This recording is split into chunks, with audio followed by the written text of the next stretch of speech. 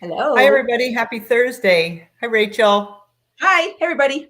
Yeah. Dr. Julie Gilbert and Rachel Matthews coming to you live, I think, If you're on catching Thursdays, this Yeah. Sunday, Thursday. Rachel, it's, well, I missed last week because I was in another sunny place. I know. Yes. A little warmer, I might say. True. True. It is not warm out there, but if you sit in the car in the sun, it's really warm. Yeah. Yeah, it's beautiful. So yeah, Really. trying to make sure I get out there today, get outside today. But yeah, we had a great time. We saw a lot of whales, Ooh. breach. Yeah. So Very. it was great. I learned a lot of good stuff. I do want to say I went to a family medicine conference, and and it was all about chronic disease, the different chronic diseases through the different, organ systems. And and each one did a good job, and I think a better job of addressing lifestyle change as the preeminent form of treatment.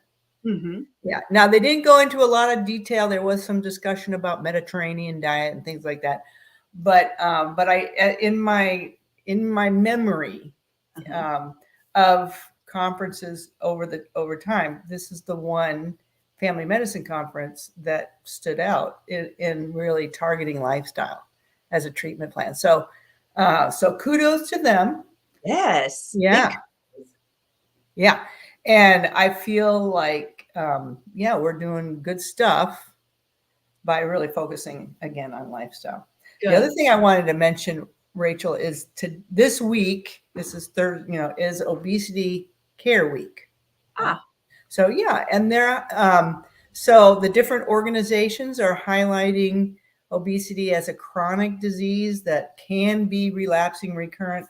I think their point is it's important to recognize that weight is as much of a vital sign as blood pressure and deserves as much attention and care and respect as something like blood pressure or glucose, and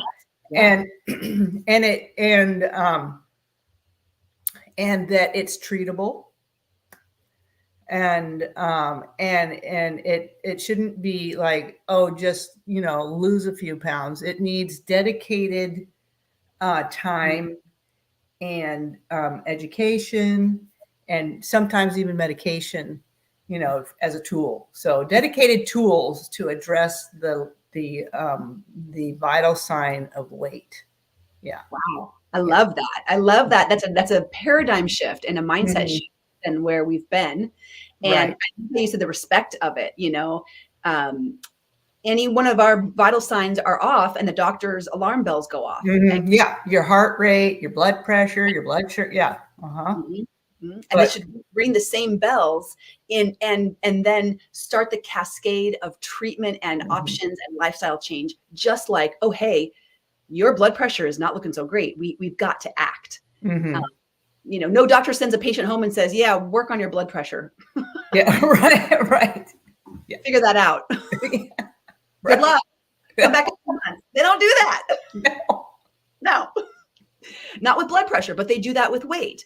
Or have done that with weight. And so that's a really great shift. Yeah, it is a good shift. As a matter of fact, they had 2 hours dedicated to weight management. So I was impressed. Very good. Yeah. So your 2 worlds collided. Yeah, they collided. That's exactly right. And obesity medicine. Yeah, it was great. Okay, Rachel, what do you have for us this week? All right. Well, yes. Welcome to if you're here live with us, you're seeing us live on Facebook, on YouTube. This is the Dr. Gilbert's podcast, What's for Dinner. You're also probably seeing this now on my Facebook and my YouTube. So you can find us there live every Thursday, but also all of them are archived. So you can always go back and check them out on all those platforms. And so lately what we've been doing is bringing an inspiring quote or some sort of mantra or theme, and then just talking about it, just kind of applying it to the health journey and to see how it might inspire us. So my quote for today comes from Leo Babauta. I think that's how you say it. He's an author. He's written books like The Zen Habits, Zen to Done, and The Power of Less. So he's an author. And he says, make it so easy, you can't say no. So he's talking about habits. Make your habits so easy, you can't say no.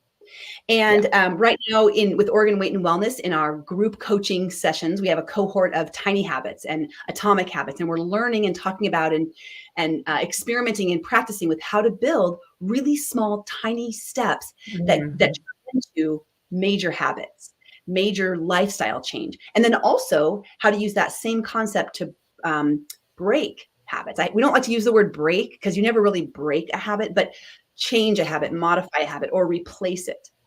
So make it so easy you can't say no. What comes to mind for you, like, of how do you make a habit so easy it's just doable? You just do it. Right. Well, I guess instead of reaching, way up here thinking, okay, like I really have a goal of running a mile under 8 minutes, right? That's huge for me. Okay, for me, Rachel. I mean, you probably do that already, but nope, I'm a slow runner. I do not run that fast. Okay. So, but if I use this, that feels really hard to me. I know that's hard. And if I think about that, then I don't think I'm going to reach that goal. But if I think about, okay, what could it be like to run kind of an 8-minute mile, but 30 seconds at a time, something like that? Yeah. That, or what would it look like to just run, 30 seconds at a time? So breaking it down into something really doable, and then making it easy. Like, I don't have to get in my car and go to my track, which is really not far away, but still it's more effort. There's more inertia to overcome. I can just do it on my treadmill right here. Nice. Yeah. Yeah. So you're making it, you're scaling it down into one of the first increments of the goal. So maybe a 30-second increment. For other people, it might be a 5-second increment, a 10. Okay, right?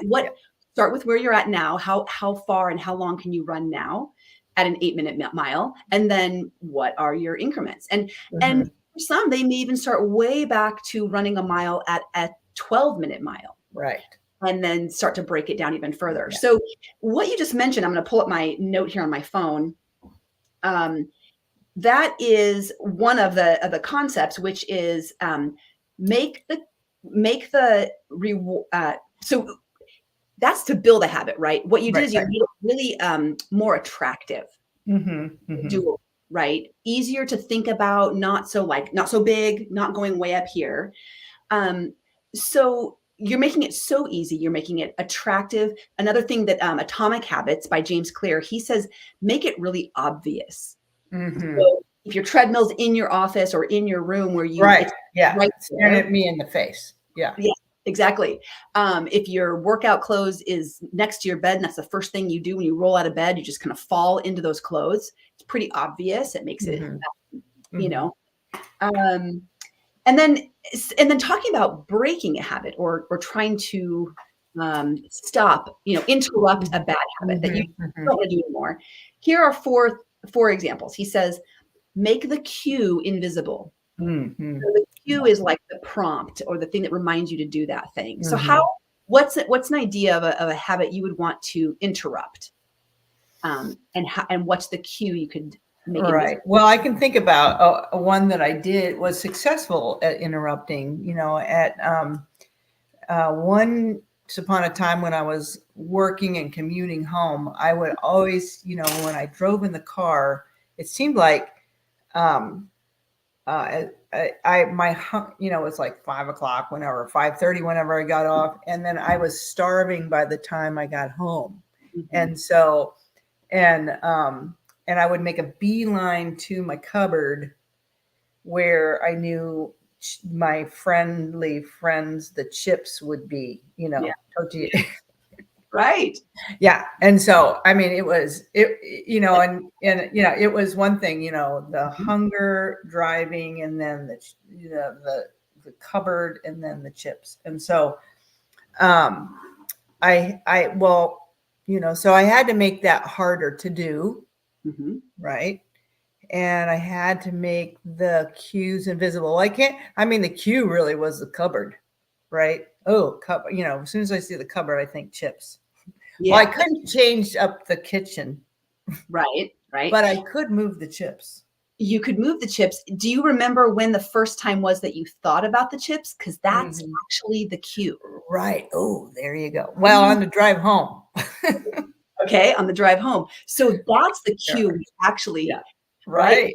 And in that situation, you can't really not drive home. Right. But it has to be a change of the mindset of thinking about something else, or saying, nope, I'm not going to eat chips. Right? You have the thought, you have the cue, but then you have to capture it. But that's a really great point, because we oftentimes think the cue is just the thing, the food, the chip, whatever. Right. Right.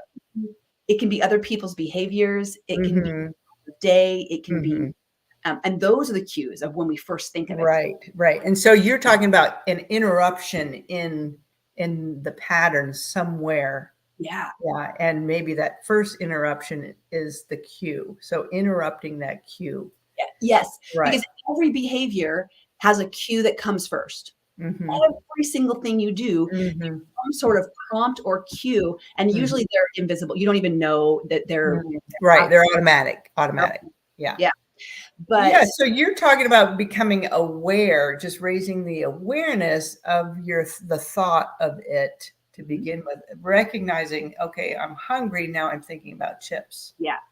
But it could be that the chips, if I'm not thinking about chips and I wander into the kitchen to get some water and somebody left the chips out on the counter, and all of a sudden now I go, chips, I'm going to eat some. That was the cue. I wasn't hungry. I wasn't looking for chips. Cued me, right? So sometimes it is a physical thing that we want to move for. Yeah. Gotcha. Okay, so the next one, here's another one. Yeah. Make the craving, and think of craving as, it can be craving for food. It can be craving for cigarettes. It can be craving for Netflix, any craving. Right. Glass of wine. A bad attitude. Yeah. Ooh. Make the craving unattractive. So, right.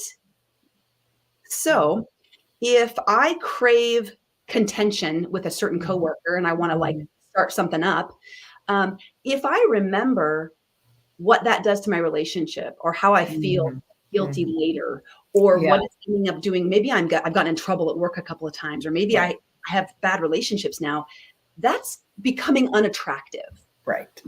Yeah. Yeah. Can you think of an example? That's a tricky one. Well, in that same way, so you're talking about looking at the other side of the behavior, kind of a thing. Yeah. It can be throughout, just the craving itself. How can I make it feel unattractive? Right. Because I'm going back to my chip thing, and so if I'm thinking about the non-nutritional value of the chip, right? If I'm thinking about the money that I just put in the hands of the pockets of the food industry that I've come to, I'm going to be careful about my words, but that I understand is trying to hijack my brain and and make some money. Yeah.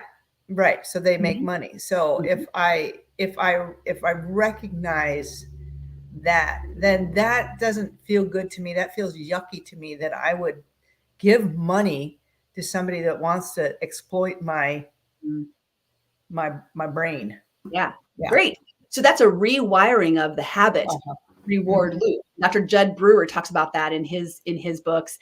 And it's that rewiring, like, well, the chips used to be a reward of blank, but now that's just not so worth it anymore to me because of what you're connecting it to. So it's becoming less and less attractive. Yeah.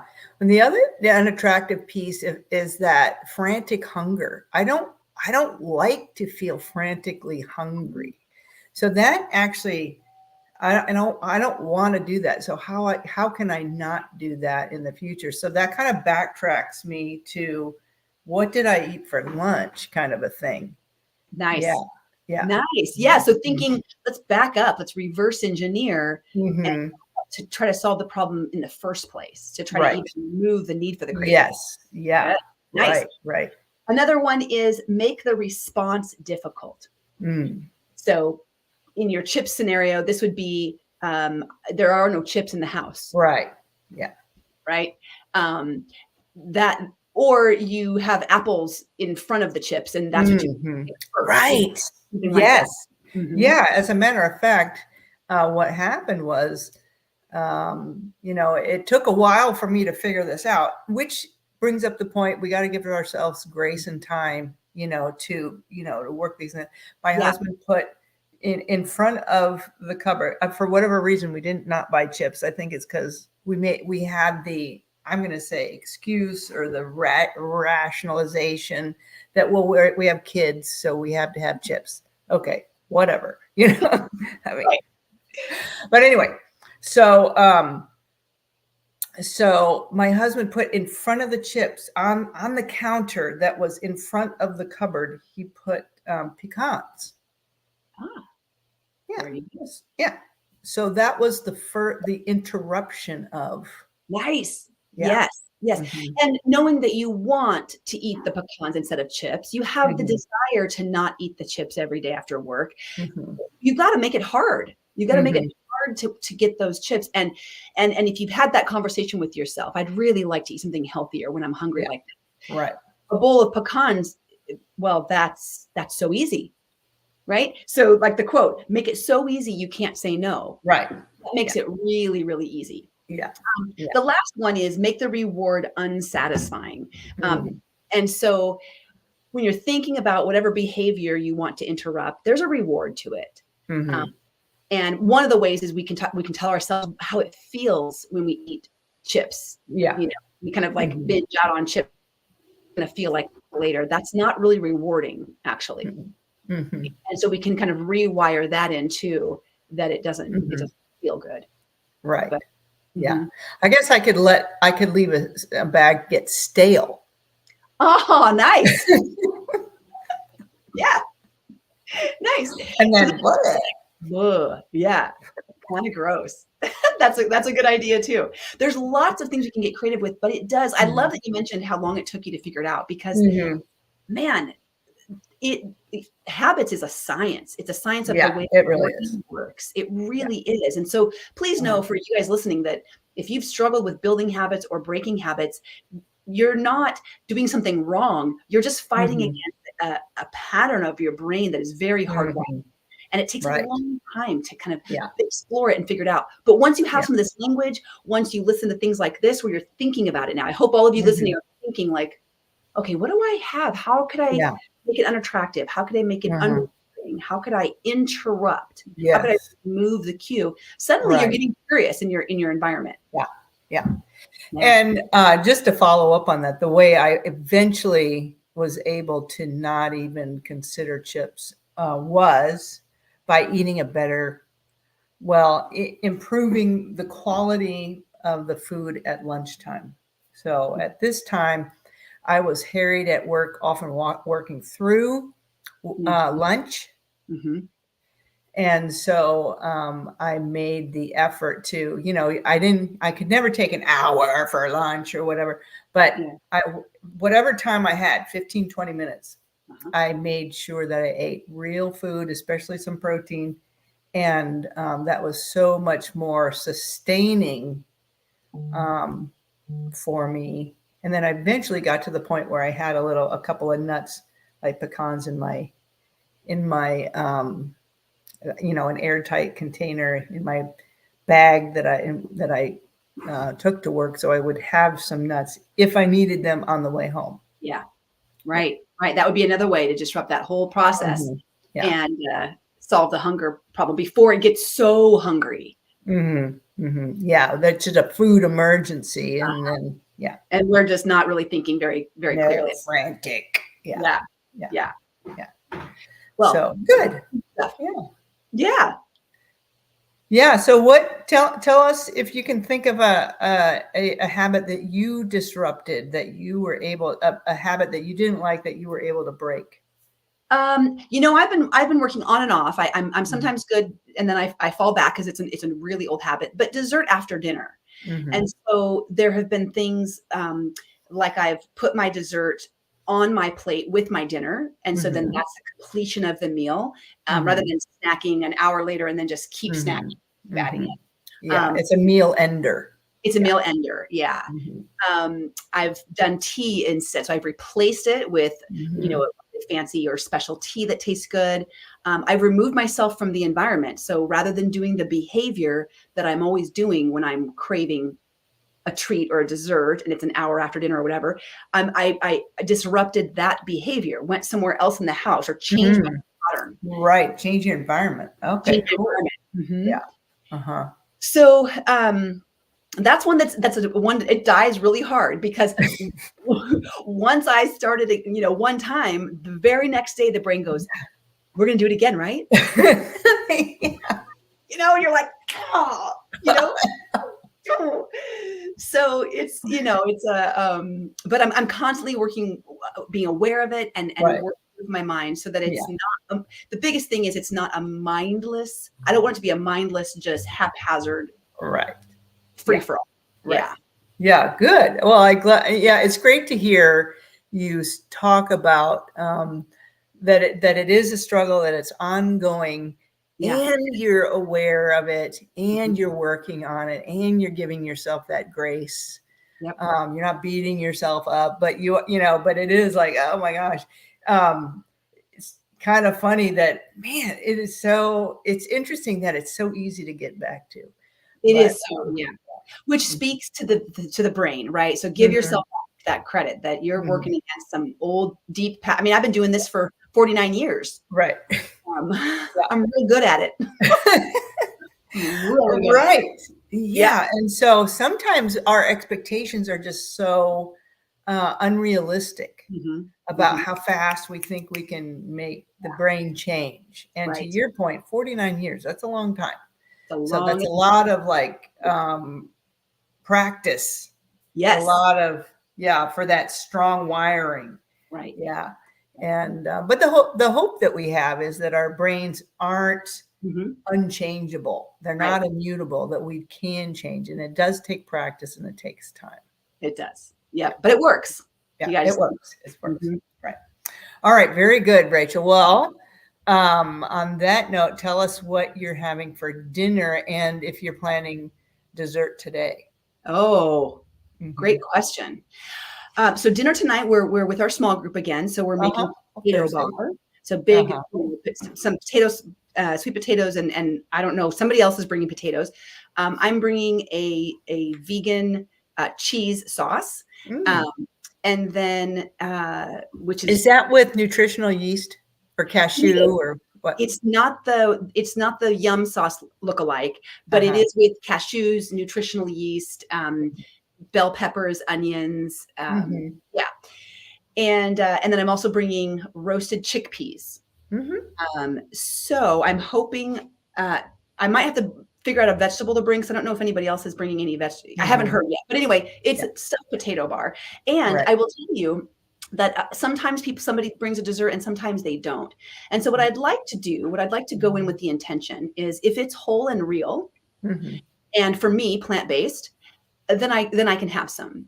If what I'm trying to do is limit, I can eat dessert or something sweet and enjoy it.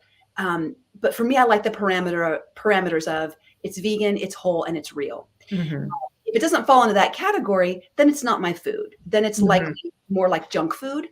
And I can still enjoy, like somebody had dark chocolate dipped strawberries last time. Wonderful. That was wonderful. You know what I mean? So something like that. Yeah. How about you? What's for dinner? Well, so I got back from my trip on Sunday, and we hit the grocery store on the way home, believe it or not.